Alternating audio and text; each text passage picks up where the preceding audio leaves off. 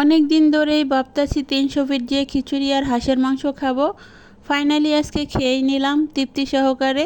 তো 300 ফিট যেতে পারিনি, তাই কি হয়েছে, বাসায় রান্না করে খুব তৃপ্তি সহকারে খেয়েছি। তো হ্যালো এভরিওয়ান, সবাই কেমন আছো? অনেক দিন ধরে লং ভিডিও দিইনি, আজকে তোমাদের একটি লং ভিডিও দিলাম। তো আশা করি তোমাদের অবশ্যই ভালো লাগবে। যে যেখান থেকে দেখছো অবশ্যই তোমাদেরকে অনেক অনেক ধন্যবাদ মন থেকে।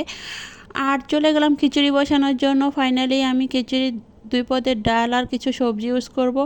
আমি এখানে সব ধরনের মশলা দিয়ে দিলাম। প্রথমে বড় একটা কড়াই বসিয়ে আদা রসুন পেঁয়াজ, দেন হচ্ছে জিরার গুঁড়া, কাঁচামরিচ, টুকটাক মশলা, দেন হচ্ছে গরম মশলা, সব দিয়ে আমি 2 পদের ডাল নিয়েছি। আর হচ্ছে এখানে আমি মসুর ডাল, মুগ ডাল আর হচ্ছে মটরশুঁটি, ছোট ছোট করে আলু, বাঁধাকপি রেখেছিলাম সিদ্ধ করে, সেটাও দিয়ে দিলাম। আর আমার এখন হাঁসের মাংসটা রেডি, হাঁসের মাংসটা বসাবো। আর আগে খিচুড়িটা আমি বসিয়ে নিচ্ছি চুলায়। ফাইনালি আমার সবজিটা একটু সিদ্ধ হয়ে গেলে আমি চালটা দিয়ে দেব। তো আমার সবজিটা সিদ্ধ হয়ে গেছে, এখন আমি চালটা দিয়ে ভালো করে নেড়ে চেড়ে আমি পানিটা দিয়ে দমে বসিয়ে দেব। আর এখানে আমি হাঁসের মাংস বসানোর জন্য রেডি করতেছি। তো চুলা আমি তেল দিয়ে পেঁয়াজ দিয়েছি, আর খিচুড়িটা ফাইনালি আমি পানি দিয়ে এখন দমে দিয়ে দেব। আর এখানে যে আমি হাঁসের মাংসর জন্য কিছু বেরেস্তা উঠিয়ে নিচ্ছি, এটা আমি লাস্ট পজিশনে দিয়ে দেব। আর যে তেলে আমি পেঁয়াজ দিয়ে ভেজে, দেন হচ্ছে তেজপাতা, দারচিনি, এলাচ, এটা আমি একটু ভেজে নিলাম। এটা ফ্লেভারটা খুব ভালো আসে ভেজে নিলে। দিয়েছি আদা রসুন বাটা, জিরা বাটা আর হলুদ আর মরিচ, সব কিছু দিয়ে আমি ভালো করে কষিয়ে নেব। আমরা ঝালটা বেশি খাই, হাঁসের মাংসের ঝালটা একটু বেশি হলে বেশি মজা হয়। আমি বেশি করে মরিচ আর সামান্য হলুদ দিয়েছি।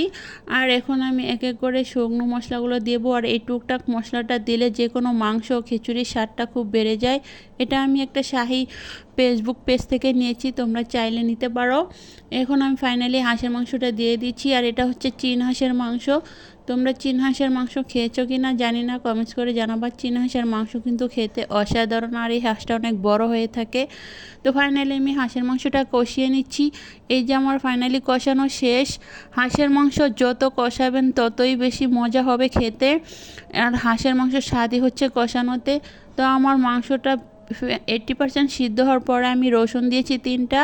আর এই যে ব্রেস্তাটা আমি নামানোর আগে আগে হাত দিয়ে পিষে আমি ব্রেস্তাটা দিয়ে দিয়েছি। এটা কিন্তু মাংসের স্বাদটা আরও বেড়ে যাবে।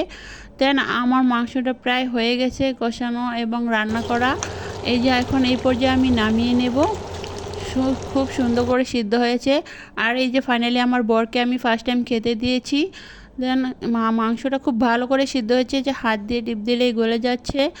ও তো খেয়ে খুব খুব এনজয় পাচ্ছে যে 300 ফিট থেকেও ভালো রান্না হয়েছে। খেয়েও অনেক তৃপ্তি পেলাম।